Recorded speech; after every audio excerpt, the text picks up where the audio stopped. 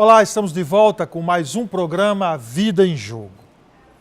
E hoje nós vamos trabalhar um dos temas acerca da vida, do dia a dia das pessoas, em que muitas dessas pessoas questionam e perguntam e indagam a respeito de acontecimentos que são inerentes à própria existência.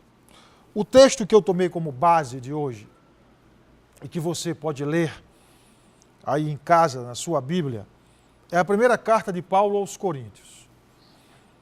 Paulo, quando escreve aos Coríntios, no capítulo 2, Paulo diz assim, a partir do verso de número 14: Ora, o homem natural não compreende as coisas do Espírito de Deus, porque lhe parecem loucura, e não pode entendê-las, porque elas se discernem espiritualmente.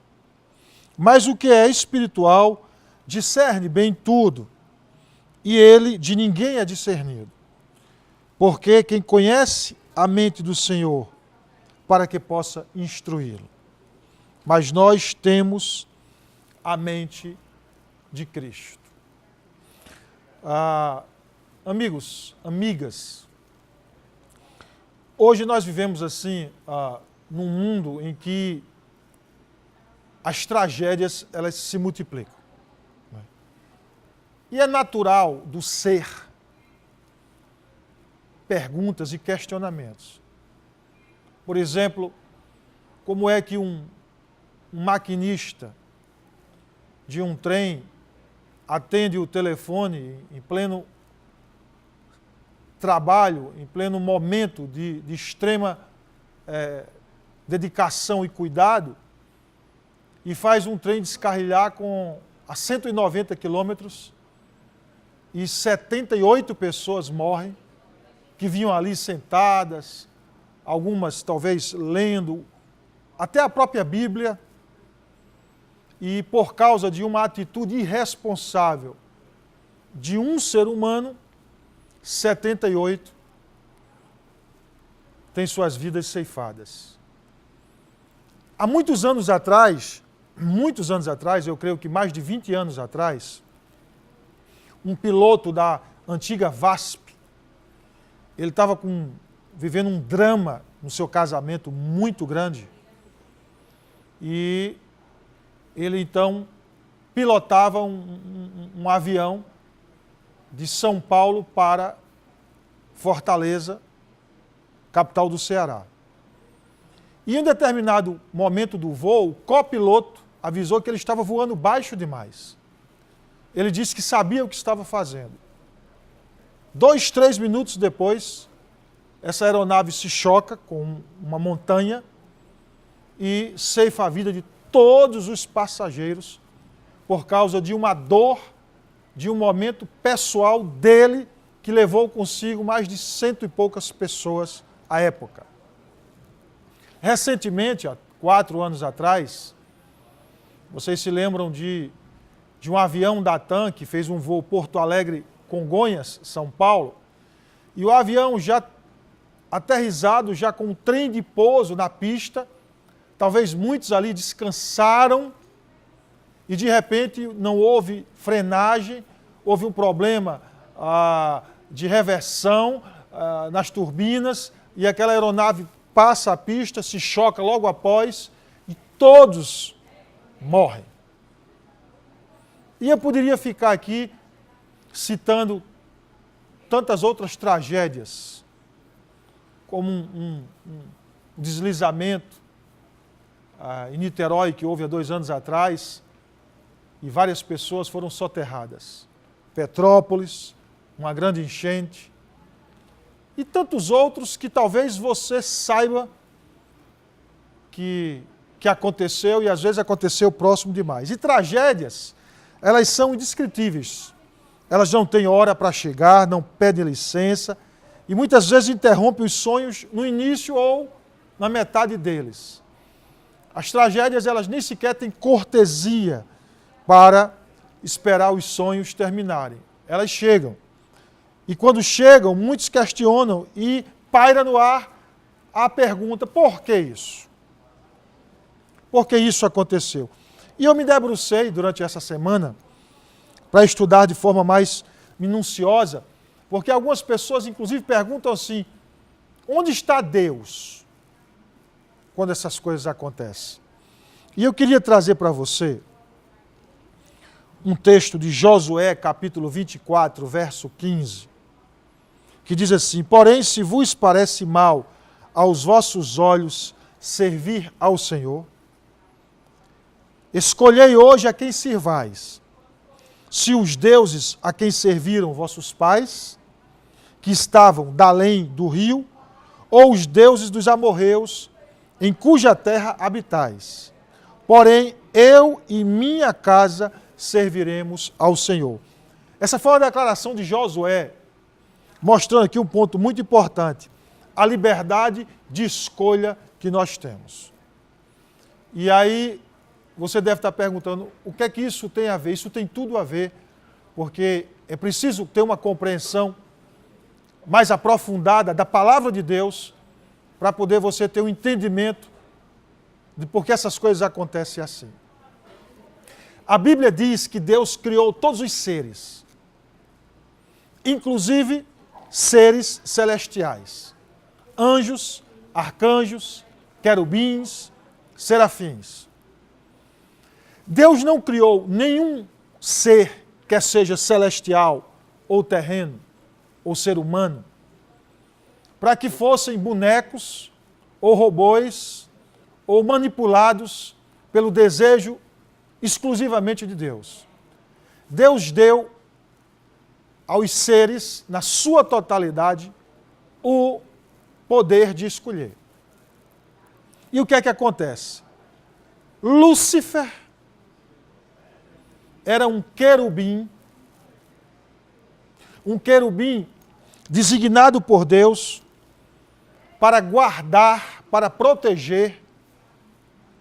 E a Bíblia diz que Lúcifer se rebelou contra Deus na região celestial.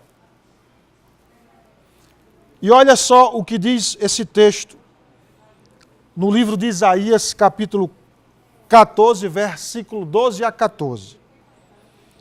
Como caíste do céu, ó estrela da manhã, filho da alva, como foste lançado por terra, tu que debilitavas as nações, e tu dizias no teu coração: eu subirei ao céu, acima das estrelas de Deus, exaltarei o meu trono, e no monte da congregação me assentarei, da banda dos lados do norte. Subirei acima das mais altas nuvens, e serei semelhante ao Altíssimo. Então, houve um desejo no coração de Lúcifer de se assentar no trono de Deus. O que é que significa isso? Lúcifer se rebelou ainda quando nós, seres humanos, não existíamos no céu. E olha só o que diz o profeta Ezequiel: tu eras querubim ungido para proteger. Está falando de Lúcifer. E te estabeleci no Monte Santo de Deus, estavas no meio das pedras afogueadas, andavas.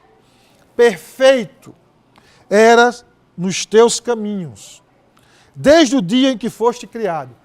Perfeitos eram em teus caminhos, desde o dia em que foste criado. Isto é, Deus criou os seres celestiais perfeitos. Até que se achou iniquidade em ti. Elevou-se o teu coração por causa da sua formosura, corrompeste a tua sabedoria por causa do teu resplendor, por terra te lancei, diante dos reis te pus, para que olhe para ti. Ezequiel 28, 14, de 15. A Bíblia diz que Lúcifer era um anjo bonito, um anjo lindo. Então, nessa conjectura, nesse momento aqui, muitos podem pensar: então por que Deus criou o diabo, Lúcifer, Satanás? Deus criou o criou em forma perfeita e harmoniosa. Ele que se rebelou contra Deus. Ele que provocou uma rebelião. E Deus, diz a Bíblia, que imediatamente agiu no céu. Quando a rebelião foi provocada pelo diabo, a Bíblia diz que Deus agiu e diz assim, e houve batalha no céu, Miguel e seus anjos batalhavam contra o dragão, a batalha, o dragão e os seus anjos, mas não prevaleceram. Nem mais o seu lugar se achou nos céus, e foi precipitado o grande dragão, a antiga serpente, chamada o diabo e Satanás, que engana todo mundo. Ele foi precipitado na terra, e os seus anjos foram lançados com ele. Acompanhe a linha de raciocínio para você entender tragédias, entender acontecimentos. Houve uma rebelião no céu, o diabo se rebelou contra Deus, quis assumir o trono de Deus, Deus imediatamente mandou Miguel e seus anjos, lutaram e expulsaram ele do céu. Talvez com isso aí deva ter havido um dilema, isso aí é um pensamento meu. Será que eu devo continuar com a criação? Será que eu devo criar os homens? Será que eu devo correr o risco? E se Adão e Eva se corromperem? E foi exatamente o que aconteceu. Deus criou, porque Deus criou o homem para amar e ser amado, para relacionamentos. Por isso que Deus não manipula. Então Deus cria o homem também se rebela contra Deus, porque o homem peca contra Deus de uma forma, de um ato deliberado, com a liberdade de escolha, e ouve a voz da serpente, se desvia dos caminhos de Deus, e, consequentemente, Deus, já no próprio sábado, lá no Jardim do Éden, quando a Bíblia diz que Deus criou todas as coisas perfeitas, e no sétimo dia ele descansou, no sétimo dia Deus já tinha o Calvário, a cruz do Calvário, como resgate, como plano de redenção de toda a tragédia humana. Só que isso demanda tempo. E é esse tempo que nós estamos vivendo aqui na Terra. E entenda o seguinte, enquanto não for cumprido o propósito de Deus aqui na Terra, o sofrimento será sempre um mistério para nós compreendermos. Porque para nós compreendermos o sofrimento aqui na Terra, é preciso a gente saber o que se passa nos bastidores.